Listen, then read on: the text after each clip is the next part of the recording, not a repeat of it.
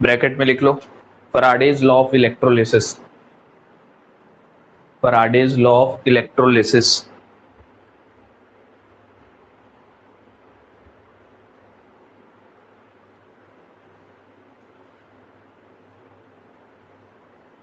देखो जैसा नाम है टॉपिक का बिल्कुल वैसा काम है।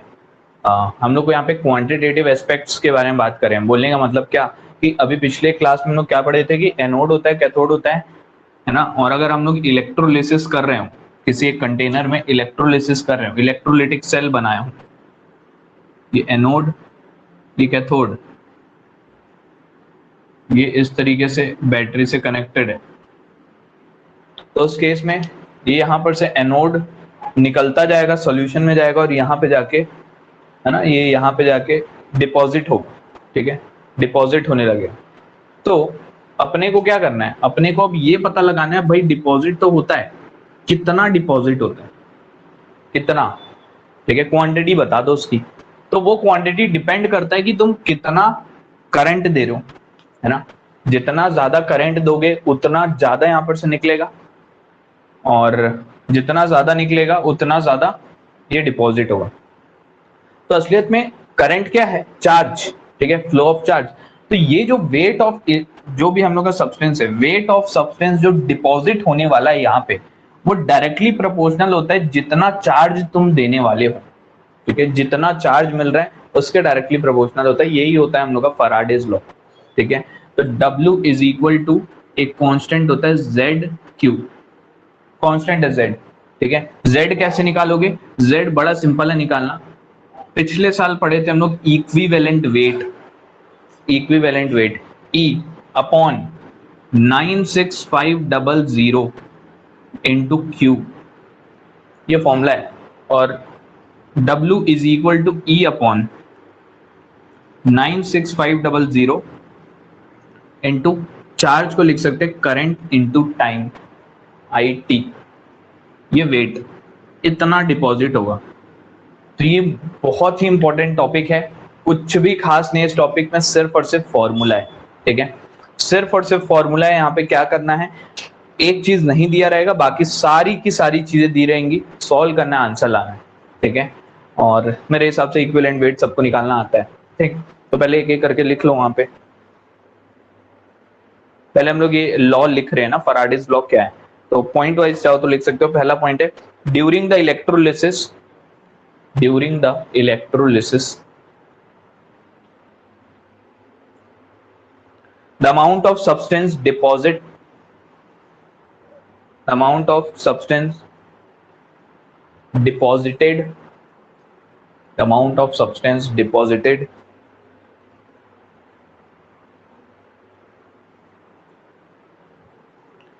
at the corresponding electrode, at the corresponding electrode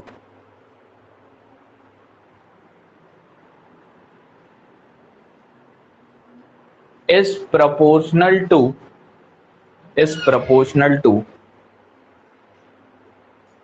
the quantity of charge provided, is proportional to the quantity of charge provided।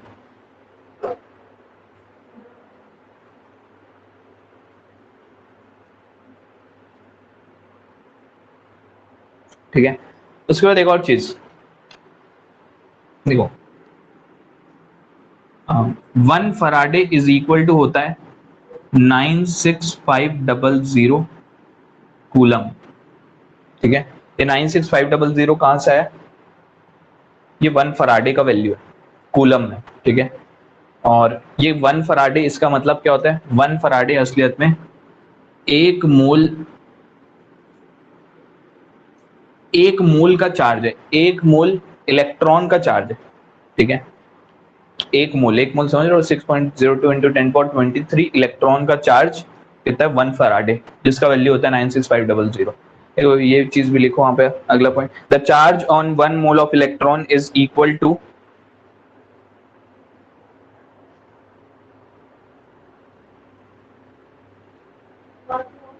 the charge on 1 mole of electron is equal to 96500, the charge on 1 mole of electron is equal to 96500 coulomb and is termed as 1 Faraday or 1 Faraday equal to 96500 coulomb.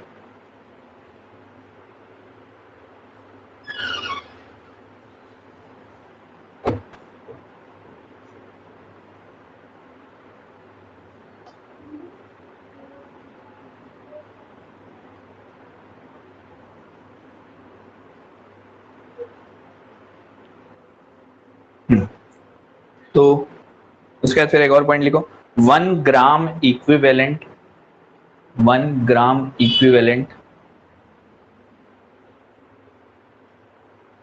1 gram equivalent weight capital E equivalent weight capital E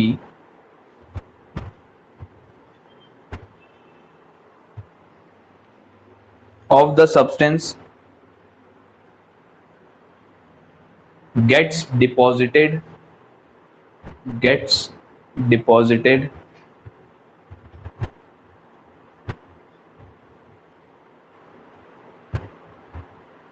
when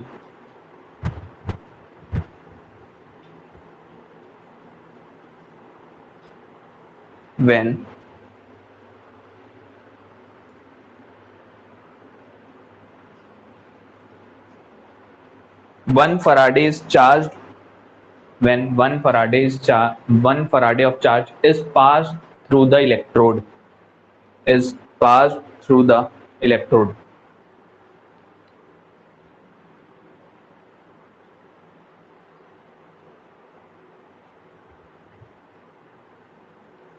देखो इसका मतलब कुछ नहीं है, बस simple है। अगर मैं चार्ज को 1 फराडे डाल दूं, चार्ज क्या हो गया 1 फराडे में नहीं करना है अपने क्वेश्चन सॉल्व, कूलम में करना है, तो इसके 96500, तो ये और ये कैंसल, तो कितना वेट डिपॉजिट होगा, इक्विवेलेंट वेट जितना वेट डिपॉजिट हो जाएगा करस्पॉन्डिंग इलेक्ट्रोड में।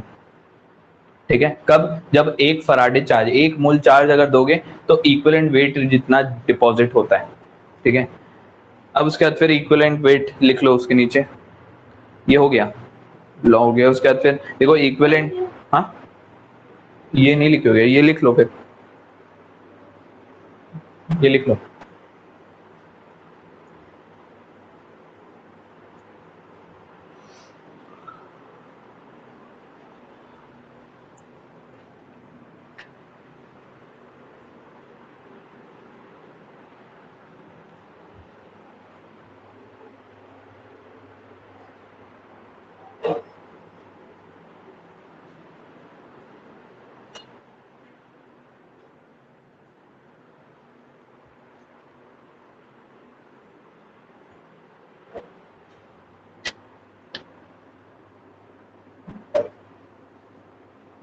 equivalent weight is equal to atomic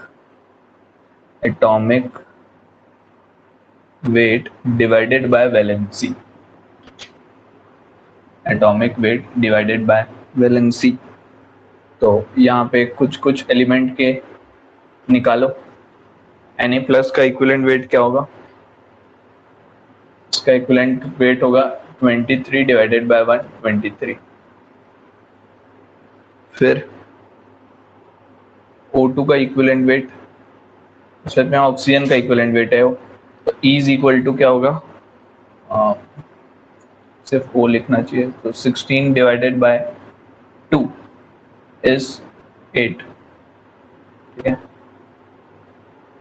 फिर Al3 प्लस का, ये O इसलिए क्योंकि इसका 2 माइनस होता है, इसका क्या होगा, E is equal to 27 by 3 9। Mg2 plus का होता है 24 बाय 2 12। फिर हाइड्रोजन का E is equal to 1 by 1 1। फिर Ag प्लस का 108 डिवाइडेड बाय 1 108। फिर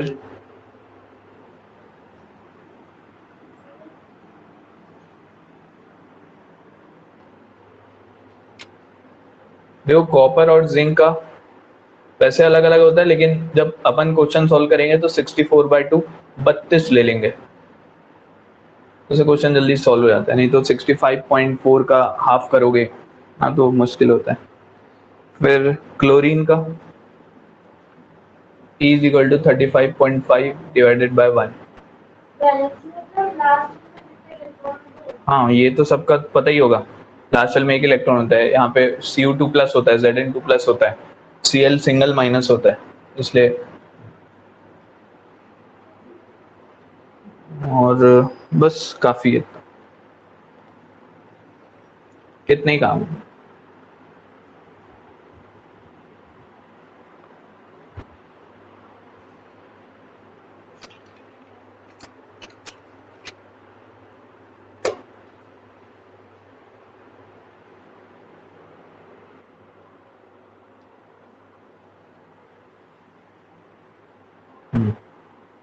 हो गया।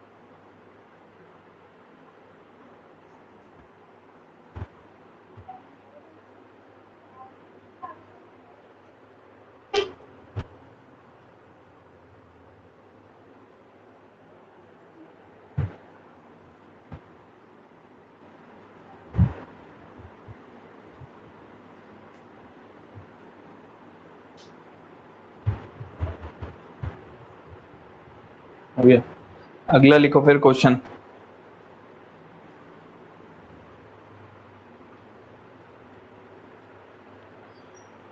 Calculate the amount of, question है calculate the amount of silver, calculate the amount of silver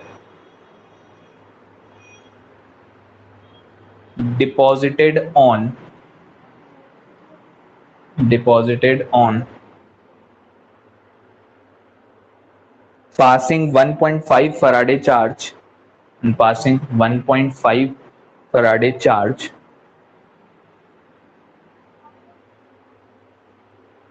to silver nitrate solution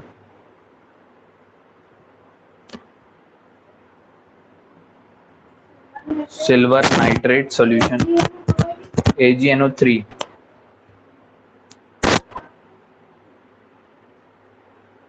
silver nitrate solution. हाँ बस इतना ही है क्वेश्चन। और एक और क्वेश्चन लिखो फिर। 965 ampere current, 965 ampere current is passed through molten NaCl, is passed through molten NaCl for 20 seconds,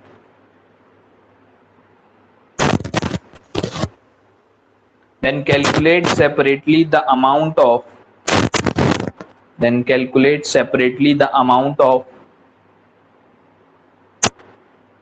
sodium and chlorine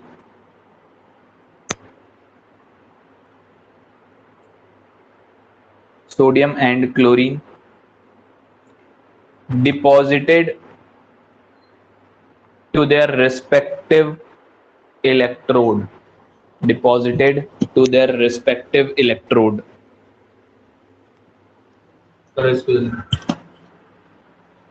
NaCl के बाद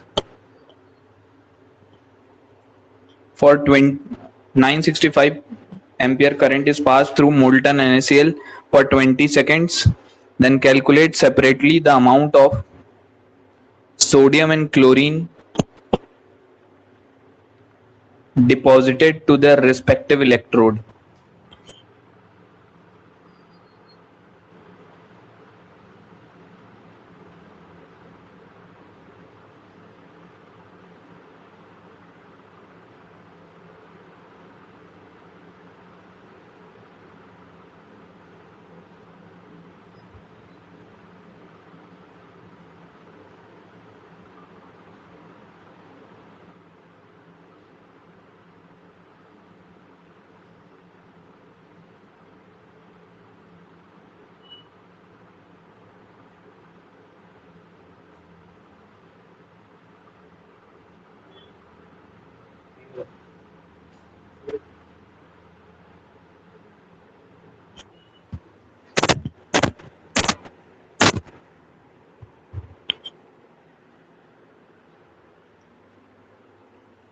sodium and chlorine deposited to their respective electrode. अरे कुछ नहीं, क्वेश्चन में करंट दिया है 20 सेकंड के लिए पास कर रहे हैं, दोनों का अमाउंट निकालना है बस, सोडियम का अलग से और क्लोरीन का अलग से, बस हो गया।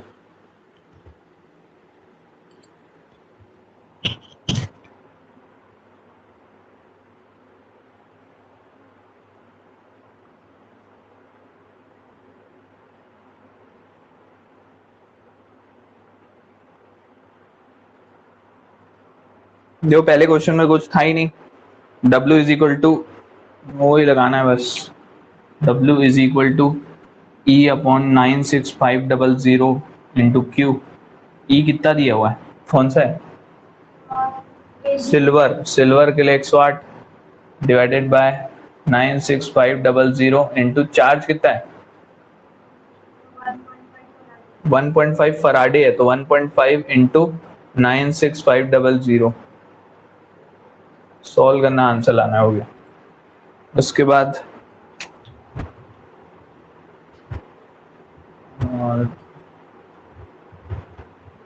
सेकेंड वाले का सोडियम 4.6 और क्लोरीन 7 पॉइंट कितना है, हाँ ये सही आंसर है। सेकेंड वाले में सोडियम का 4.6 आएगा और क्लोरीन का 7.1 आएगा।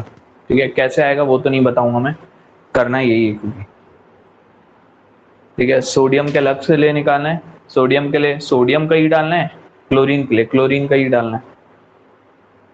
अगला क्वेश्चन लिखो, how much time is required for, how much time is required for complete electrolysis, how much time is required for complete electrolysis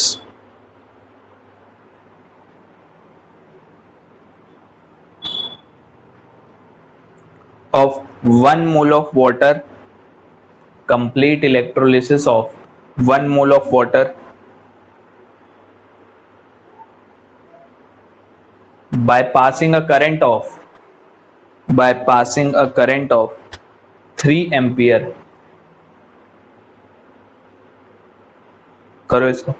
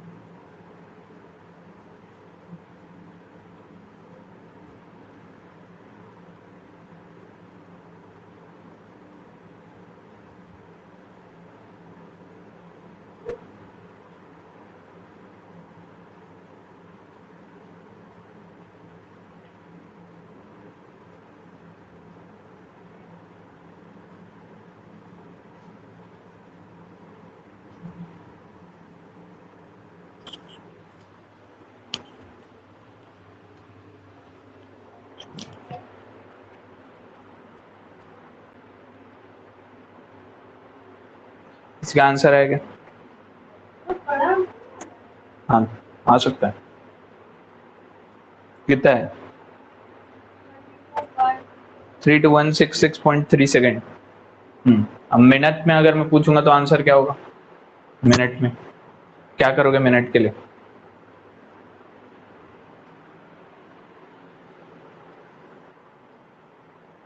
समझ रहे हो ना क्या करना है? 2010 सेकेंड गलत आंसर है। इसमें ये करना है ना, टाइम निकालना है। क्या क्या दे के रखा है? सब कुछ दे के रखा है। हाँ, कितना दिया है? How much time is required for complete electrolysis of 1 mole of water by passing a current of 3 ampere. ठीक है। हाँ हाँ। तो क्या है, W is equal to E upon 96500 into Q. बताओ क्या क्या क्या निकालना है इसमें? टाइम निकालना है। तो टाइम के लिए ई अपॉन 96500 इंटू आई टी। सब कुछ दिया होगा। अब क्या क्या दिया है बताओ? ई अपॉन 96500, ई किसका लेंगे हम लोग? पानी है, ठीक है। पानी है तो हम लोग किसका लेने वाले हैं? ऑक्सीजन का लूंगा मैं, ठीक है। ठीक, तो ये ऑक्सीजन का कितना होता है? 8 इंटू आई इंटू डी। आई कितना है? 3 इंटू टाइम टी। और कितना डिपॉजिट करवा रहे हैं? एक मोल ना। तो 1 मोल का मतलब क्या होता है?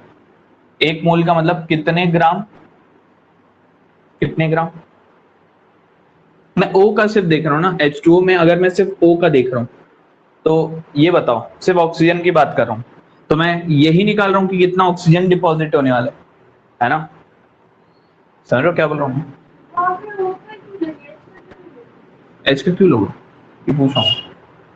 किसी एक का, अब पिछला वाला क्वेश्चन था, पिछले वाले क्वेश्चन में क्या सीखे हो? पिछले वाले क्वेश्चन में यही सीखे हो ना कि एट अ टाइम एक का निकाल सकते हैं हम लोग, या तो सोडियम का या तो क्लोरीन का। तो किसी एक को पकड़ के निकालो, ठीक है। अब उसको बदलोगे, जैसे अगर मैं हाइड्रोजन लूंगा तो हाइड्रोजन का ई लोगे, और वेट भी हाइड्रोजन का लेना होगा, हाँ? तो अगर मैं ऑक्सीजन का ई लिया हूं तो वेट किसका निकलने वाला है? ऑक्सीजन का। तो ये बता सकते हो 1 मोल पानी में कितना ऑक्सीजन होता है? बड़ी सिंपल सी बात है। अच्छा ये बताओ 1 मोल पानी में कितने ग्राम वाटर होता है, यही बता दो। 1 मोल वाटर में कितने ग्राम वाटर होता है? मैं पिछले साल बार बार यही चीज बताते रहता हूँ। वेट अपॉन मॉलिक्यूलर वेट होता है मोल, है ना। अगर 1 मोल ले लिया, बड़ी सिंपल सी बात है, जितना उसका मॉलिक्यूलर वेट है उतना ही वेट होगा। अगर मैं एक मोल ले लेता हूं तो जितना वेट होगा वो क्या हो जाएगा, है ना। तो इस हिसाब से अगर मैं 1 मोल पानी की बात करूं, 1 मोल पानी, 1 मोल पानी में कितने ऑक्सीजन होते हैं? एक ओ होता है बस।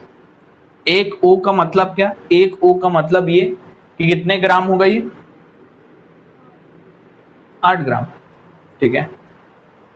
8 की 16 वेट लिखना है इसका। तो मॉलिक्यूलर वेट कितना होता है इसका? 16, ठीक है। तो ये क्या हो जाएगा? ये 1 टाइम और ये 2 टाइम, ठीक है। और इसको सॉल्व करना है और आंसर लाना है। तो टी, हाँ फिर टी कुछ और आएगा, माई कॉपी में शायद, हाँ वो 16 हो गए, ठीक है। तो यहाँ पर से टी का वैल्यू आ जाएगा इन सेकेंड्स। देख लो क्या आ रहा है।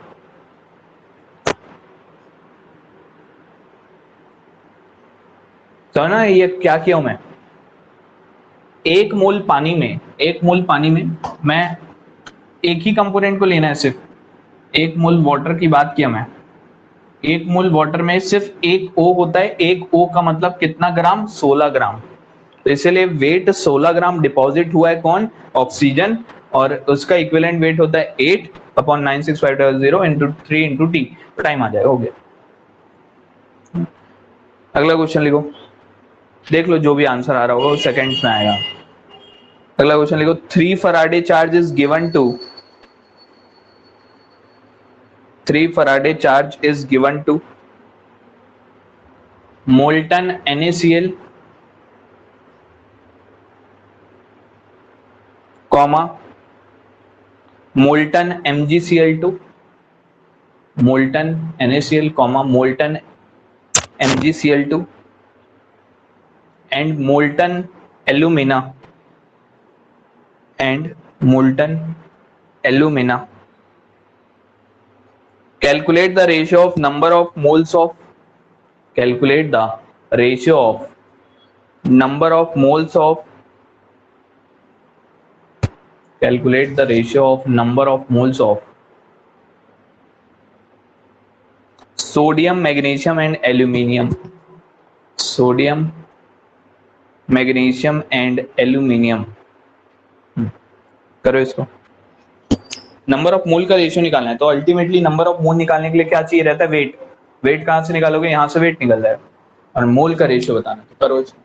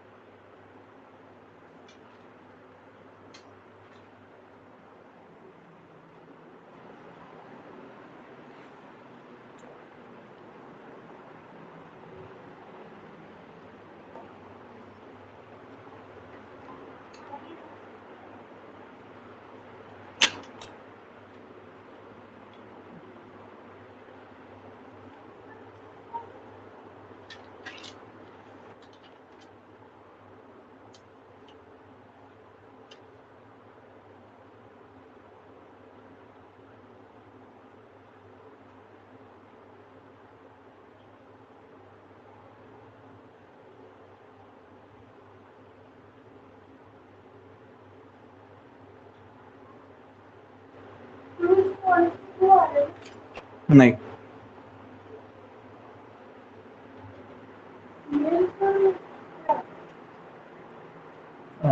23:12:9 ये गलत है. वेट कितना कितना है? वेट ऑफ सोडियम कितना है? 69 है वेट ऑफ सोडियम. फिर वेट ऑफ मैग्नीशियम कितना है? 36। फिर वेट ऑफ एल्यूमिनियम कितना है? 27 आएगा weight of aluminium. Weight of aluminium देखो ई कितना होता है एल्यूमिनियम का? 9/96500।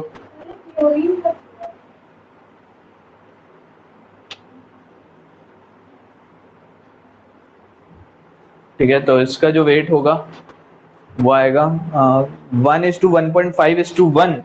1:1.5 थोड़ा सा गलत है शायद, थोड़ा सा गलत है। अगर तुम 1.5 से बताओगे तो 3:1.5:1 आएगा।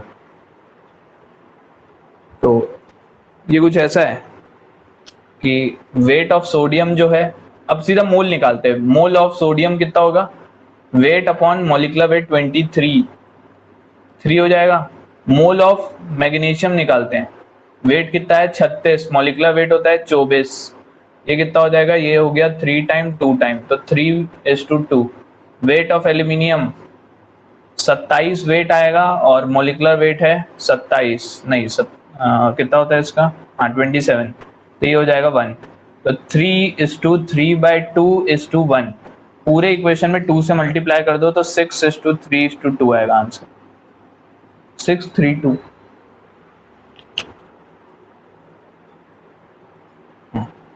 6:3:2 आएगा आंसर।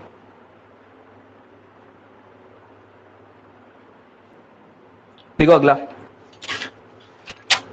अभी कौन सा वाला लिखे हो? हाँ देखो, अ सॉल्यूशन ऑफ निकल नाइट्रेट, अ सॉल्यूशन ऑफ निकल nitrate NiNO3 whole twice, NiNO3 whole twice is electrolyzed between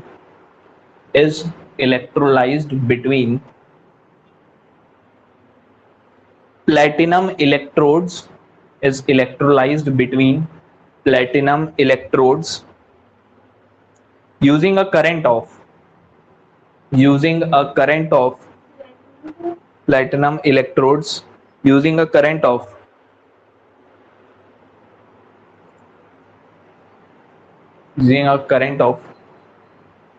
5 ampere for 20 minutes. 5 ampere for 20 minutes. What mass of nickel will be deposited at the cathode? What mass of the nickel will be deposited at cathode?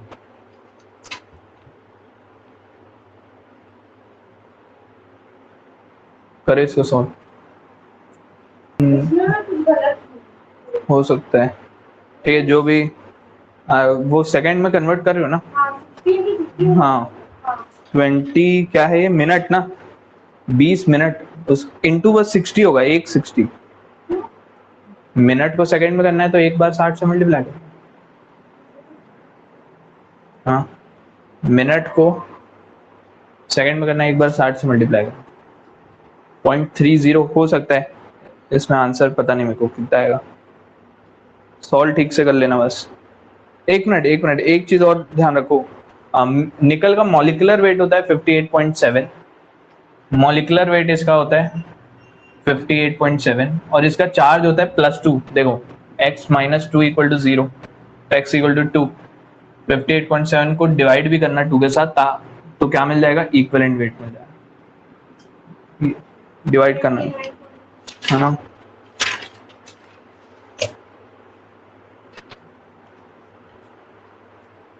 Point 3621 आ रहा है क्या? हाँ हो सकता है सही हो, देख लेना जो भी आया।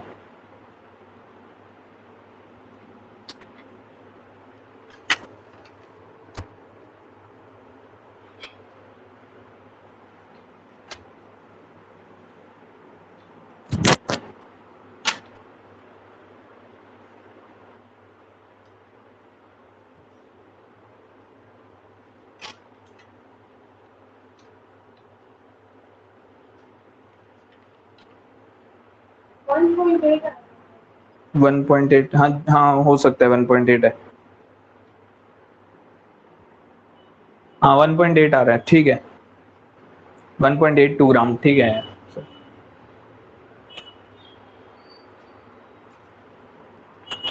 ठीक है, तो अब जो है अपने पास सिर्फ 2 से 3 क्वेश्चन इसमें बचे हैं इस वाले टॉपिक में। तो एक काम करते हैं, ये यहाँ तक के तुम लोग को मैं होमवर्क देता हूँ, ये बेहतर रहेगा, ठीक है।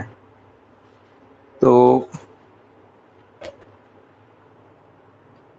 देखो एक चीज बस मैं बता रहा हूँ, एक नया कंसेप्ट जो कि तुम लोग को होमवर्क में मिलेगा।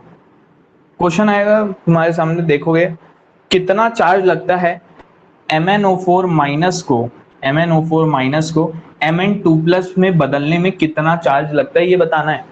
तो बहुत ही सिंपल, देखो इसका चार्ज निकालो कितना होता है, इसका ऑक्सीडेशन नंबर निकालो, x - 8 = -1, तो x = +7, ठीक है। यहाँ पे x = कितना है इसका +2, दोनों के में डिफरेंस कितना है, 5 इलेक्ट्रॉन का डिफरेंस है क्या, 5 इलेक्ट्रॉन, 7 में से 2 गया, दोनों के बीच में डिफरेंस 5 इलेक्ट्रॉन का डिफरेंस है, तो 5 फराडे चार्ज लगेगा इसको रिड्यूस करने, ठीक है। अगर मैं ऐसा लिखता हूँ Al+ को रिड्यूस करना है Al3+ में, तो कितना चार्ज लगेगा, यहाँ पे +1 है, यहाँ पे +3 है, दोनों के बीच में डिफरेंस 2, तो 2 फराडे चार्ज लगेगा, ठीक। तो ये तुम लोग को होमवर्क में मिलेगा। और आगे के ना 2-4 तो क्वेश्चन है, 2-4 यही क्वेश्चन है, ठीक है, वेट निकालने वाले, ये तुमको ना श्रेया अभी भेज देगी उसमें, और ये अपनी कॉपी में अगली क्लास में लिख के लाना सबको, ठीक है। तो फिर मैं सेकंड वाला लॉ चालू करूंगा अगली क्लास में, हाँ वहां पर से थोड़ा मजेदार चालू होगा, क्योंकि वहां से थोड़ा टफ है, अगली क्लास जो है थोड़ी सी टफ है, तो उसको जरूर अटेंड करना है, और मान के चलना जो भी क्वेश्चन आएगा वो टफ वाले पार्ट से ही आएगा, ठीक है। तो अगली क्लास में उसको करेंगे, जरा भेज देना, ठीक है।